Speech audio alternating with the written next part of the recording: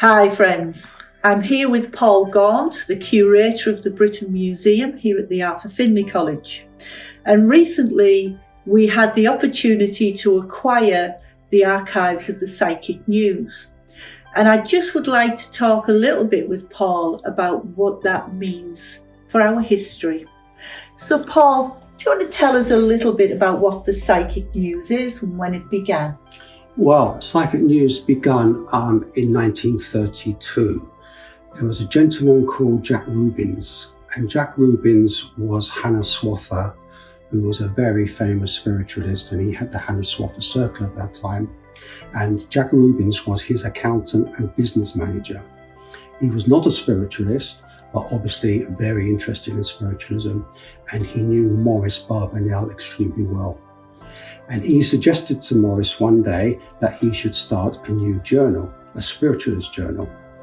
Barbanell had no journalistic experience whatsoever, but it was well known that he was a big friend of Estelle Roberts and sat in the Red Cloud Circle.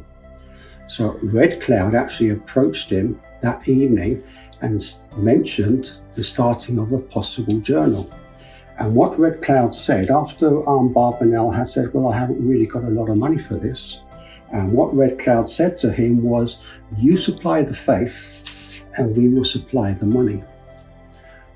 Barbanell accepted this, but he also wanted some independent confirmation of this as well.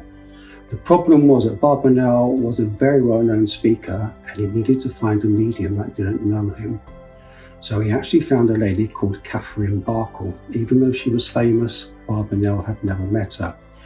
And he sat with her, and she was a trance medium. And White Hawk was her spirit guide.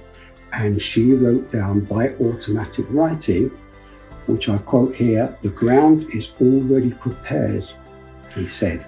"It will start in 2 months." And almost 2 months to the day, Jack Rubins and Maurice Barbanell put their savings together, which was a total of roughly £600, which wasn't enough, but it was enough to get them started.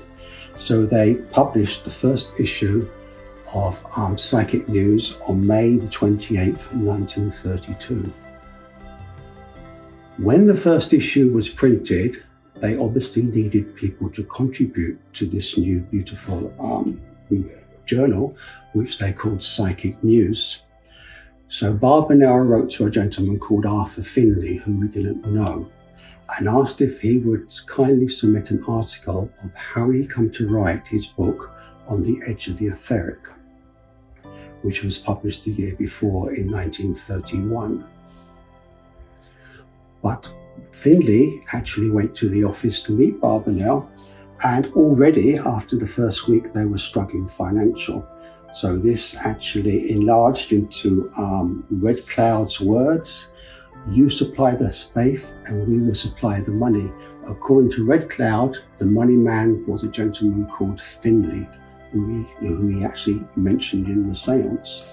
And to cut a long story short, Arthur Findlay put £1,000 in. It wasn't enough money, so they started Psychic Press Limited. So Rubins and Maurice Barbanell would get shares, and Arthur Findlay had control of Psychic News. And that's how it all started. All those wonderful people that we hear. And then as time went on, after a few years, Psychic News actually paid for itself. Psychic Press became very famous because Psychic News would then also publish books. Findlay would publish his own books, all under the word Psychic Press Limited. Mm-hmm. So that's how we started with these beautiful newspapers, which are still going today. Fantastic. So what does it mean to us as spiritualists to acquire these archives? Well, for us, certainly for me as a historian, it's extremely important because there is four main journals, weekly journals. This was the Medium and Daybreak, started by James Burns in 1871. Mm-hmm. Then came along Light in 1881. Then come along The Two Worlds founded by Emma Harding Britten and Edward Wallace in 1887. And then Psychic News come along in 1932. So all of these, the last three are still going. The Medium and Daybreak finished on the death of Burns in 1895. But the point was that these were weekly journals. So by going through all these journals, which now we have, we can trace the whole history of mediumship going right back to the 1870s and all the way forward. So they're obviously all different. They all have different avenues of research. They didn't really work together. Psychic News didn't really work with the Two Worlds. The Two Worlds was in Manchester, Psychic News was in London, but they produced to us a wonderful archive of all of our old workers, our pioneers, which we salute today. And of course, pioneers we should never forget. Indeed. So having these archives ensures that will never happen. Indeed, we have them on paper, and we have them here at the Arthur Findlay College. We have them in the museum. This particular set, because it's so large, is in a different room here at the college. It's in the old haystack room, really, where they used to keep the hay. At the annex, over the annex. So this now, which we're going to show you some pictures in a minute, is the new house for the archives of Psychic News, which are available for people to come and look at and to read and to learn. So, Paul, shall we have a little look at what we've acquired? Okay. Shall we go and see?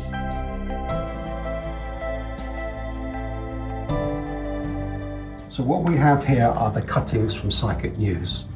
When Psychic News started, which I didn't actually know this until we acquired this, is that every time they done articles, right from the very first volume, they actually took cuttings of each article that they did.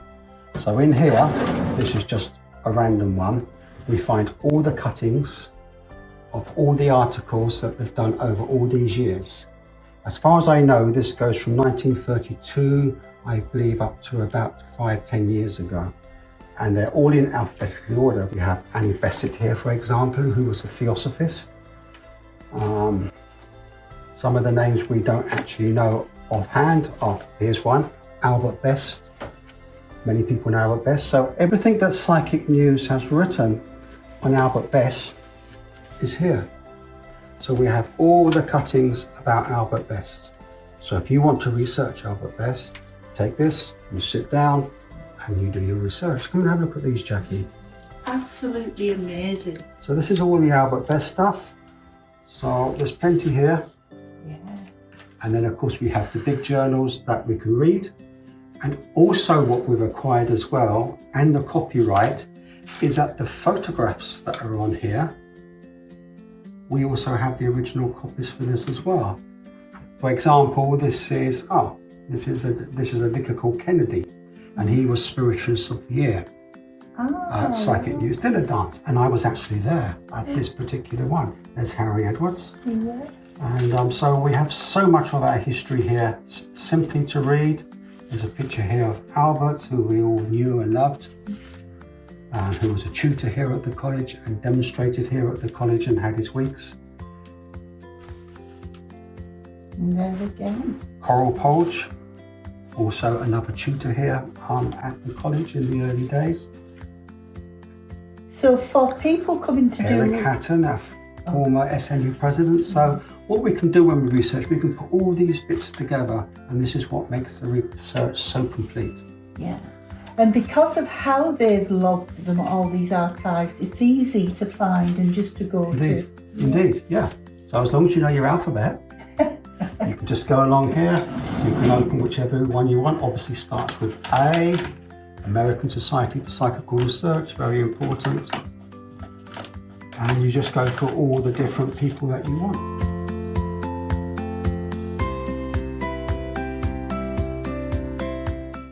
These are some of the photo archives that are part of Psychic News from the very time that they started. So we have, like, for example, here, the opening of the Arthur Findlay College in 1966, which was September 66.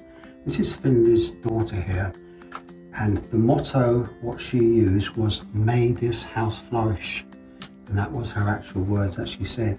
And we can see it was a grand do. The whole college was packed. We have John Winning here, who was the president and the first principal of the college. Charles Costell, who was our former SNU president, and Dick Elledge there, who was our general secretary.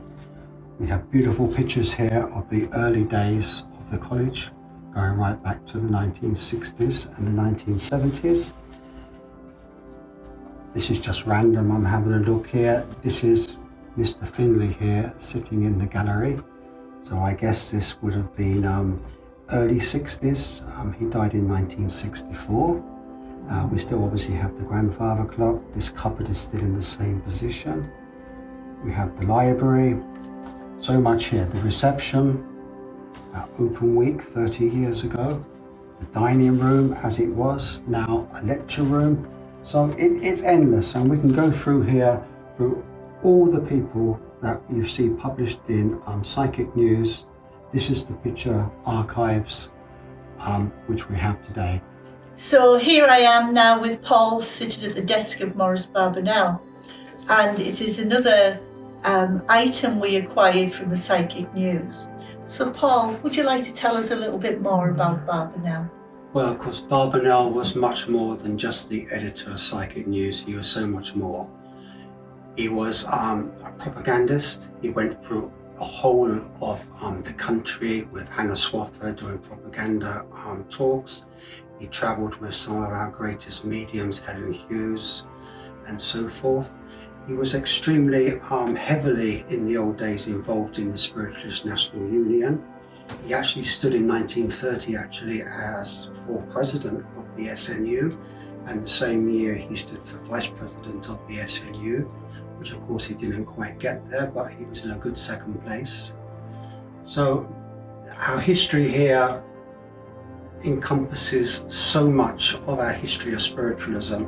It's just really adding to what we already have in our museum. It's just expanding much more, and we have the joys of all of this history now under one roof.